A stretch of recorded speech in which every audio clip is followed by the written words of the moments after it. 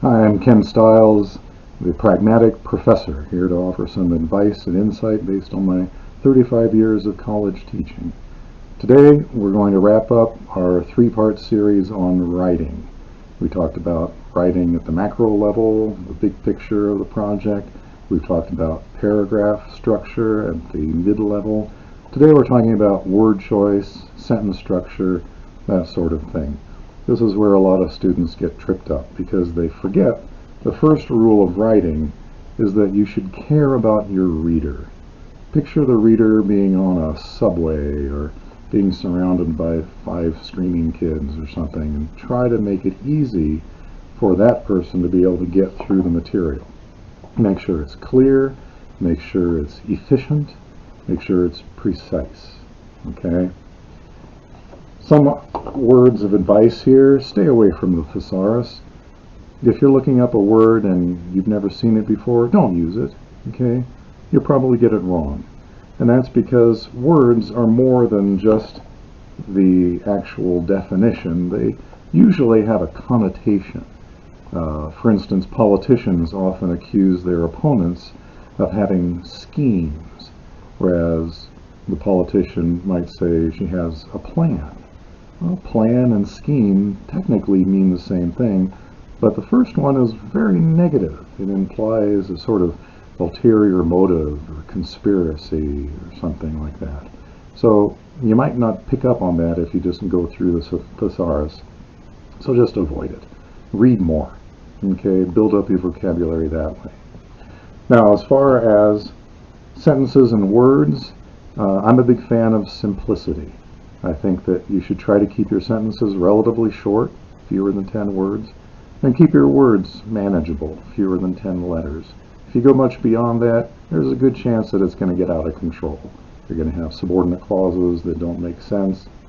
You're going to be sounding like Yoda with a PhD, and that's not good. Keep your sentences nice and straightforward, subject, verb, predicate, so-and-so did such and such, that kind of thing. You can add some variety here and there, very short sentences next to somewhat longer sentences, but on average, about 10 words is probably good. Understand, we're talking about analytical writing, of course, not creative writing, where clarity takes precedence over elegance or beauty, okay? One thing that trips people up is they'll use a term without offering a definition. In analytical writing, that's very dangerous, right? Even a word like head or mind or brain may mean something different depending on the context. So you want to be clear as you go through so you don't confuse your reader. You want to avoid slang, but at the same time, you don't want to make it sound pedantic, stuffy. So you can use I nowadays, maybe not 30 years ago, but now it's fine. You can use contractions, just don't go overboard. But do avoid using phrases like a lot, right? That's kind of a slang phrase. Pronouns sometimes get people in trouble. I'm not going to get into the whole gender issue. You can look that up on your own. But in general, people have trouble figuring out what is singular and what is plural. Okay, so for example, if you're talking about a country like France, then the correct pronoun would be a singular. So it, for example. It gets a little more tricky with group nouns like people or crowd. So you just have to learn that. Some of those things you'll just have to memorize. Okay. Be aware that prepositions, those little helper words that people tend to get confused about, are often connected to particular verbs. One of my pet peeves, for example, is that when you build something, you build it on something else. You build it on a foundation. Okay, that's the preposition.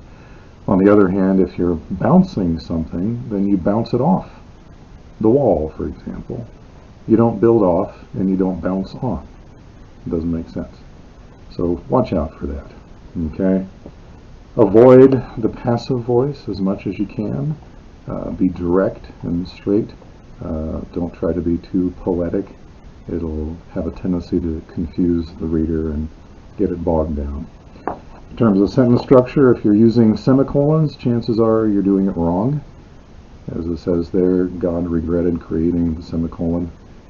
Usually a period is what you should be using instead of a semicolon.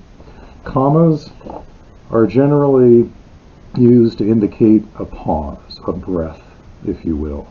And so, unless you want to sound like Wolf Blitzer, you don't want to use too many commas, okay? And the biggest thing is, when you've made your point, you've made your point. When you're done, you're done.